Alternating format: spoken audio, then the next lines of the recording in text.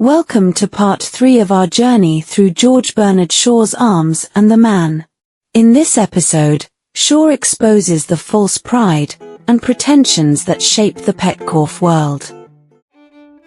The March of 1886, when the last of the snow had begun to thaw, yet now and then the free people of rural Bulgaria still complained of chilly nights, the Petkoff's garden flourished with fresh buds waiting to bloom. The gentle wind sweeping through the garden carried the melodies of songbirds to eager listeners. Everything was in perfect harmony, except the conversation between the maid Luca and the head servant Nicola. Enough of this. Let her scream at me once more, and I will reveal all her secrets to the master, said Luca in seething anger. Her voice was harsh yet composed.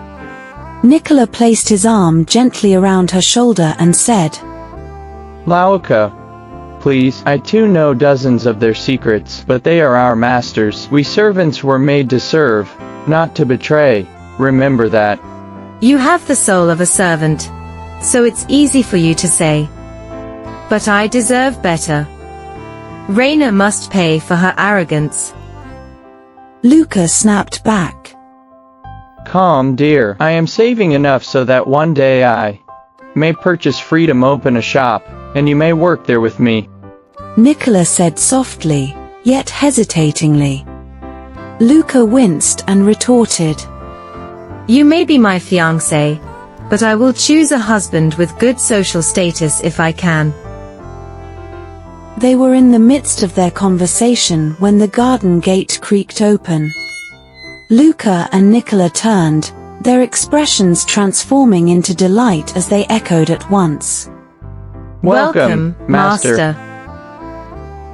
Oh, honey, Called out Mrs. Petkoff as she came for a ramble in the garden, but instead saw the servants helping her husband inside.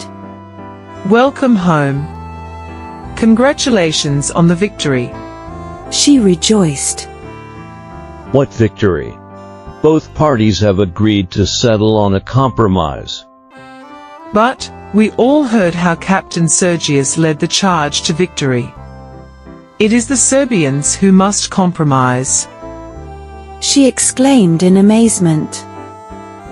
A Sergius, that knave man with no military acumen. It was foolish of him to lead the charge against all military etiquette. And now he is rightfully denied promotion. He is also to come here. Spare me from him as much as possible. Nicola, take my luggage. Lauke, am I to stay hungry? Uttering these words, he proceeded into the house. Honey, you will be impressed with the technical alterations I've made.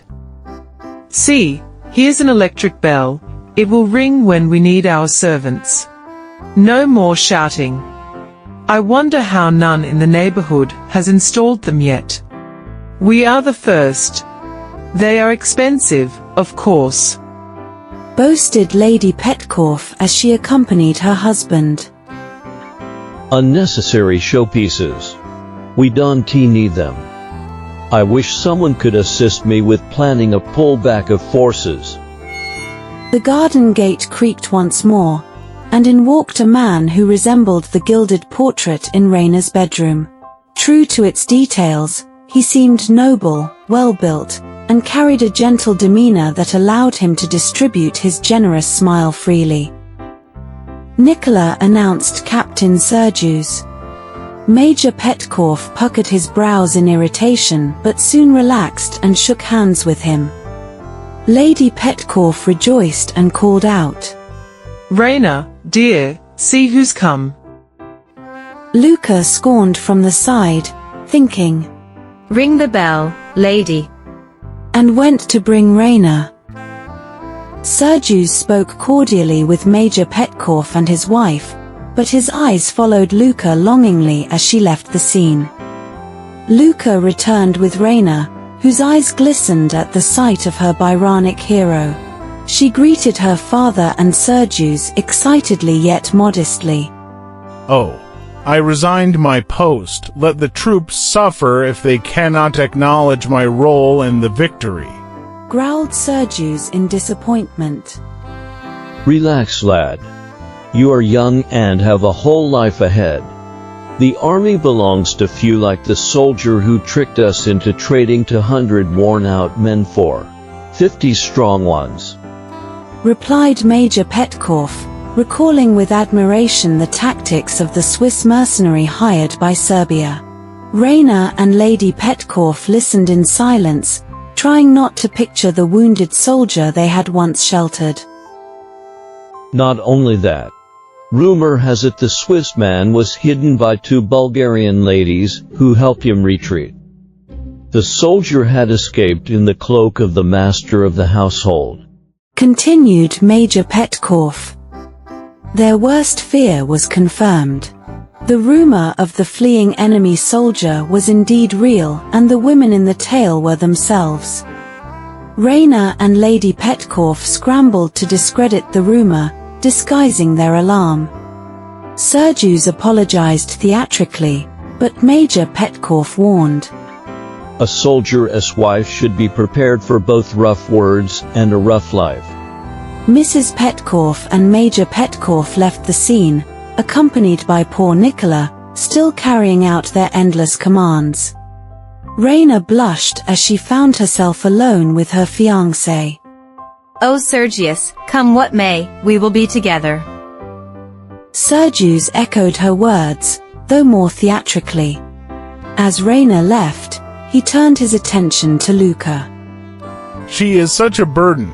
I feel forced to overplay when she is around.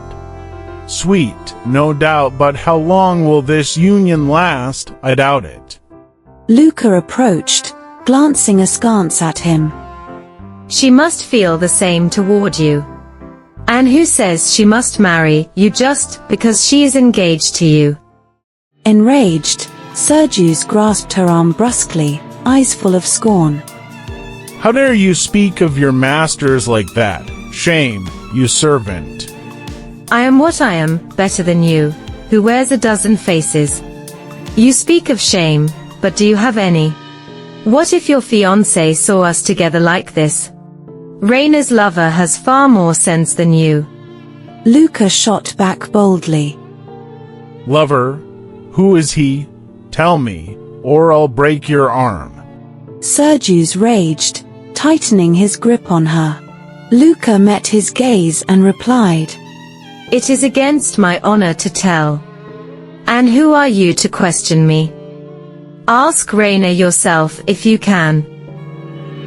Ashamed, Sergius released her arm and apologized theatrically, but Luca was unmoved. She said, I will only forgive you if you kneel, apologize, and kiss my bruised hand. Will you?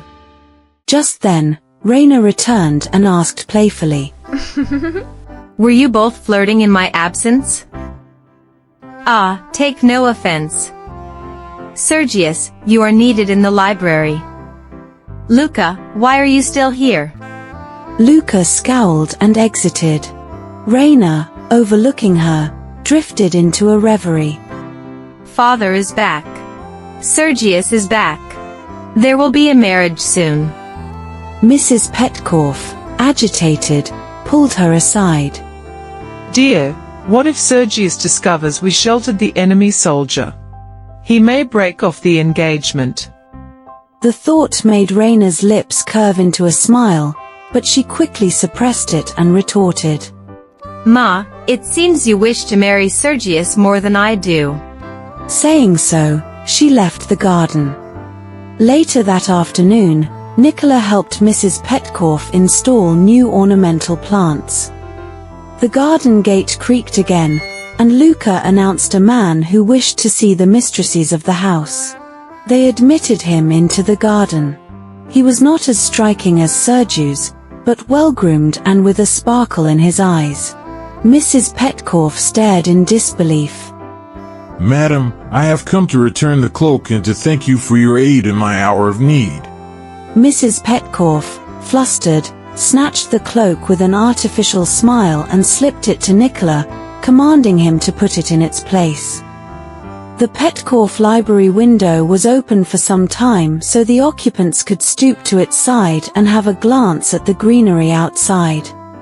The purpose was fulfilled as Major Petkoff came near and sighed with boredom after hours of brainstorming with Sergius, yet reaching no conclusion. Spotting the mercenary soldier, he exclaimed in joy, Captain Bluntschli, we are fortunate the Serbs sent you to assist in our plans. Come, join us at once. Where is Lauke? Ask her to prepare coffee. Mrs. Petkoff, feigning a foolish smile, made Nicola carry away the cloak carefully so the Major would not notice. Raina, coming back into the garden, spotted Captain Bluntschli. She screamed with joy. Chocolate cream soldier.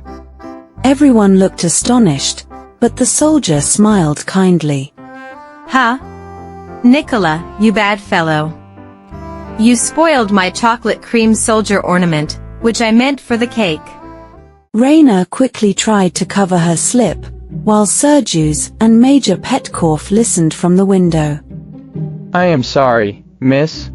Nicola replied, helping to cover up her blunder, and carried the cloak away unnoticed.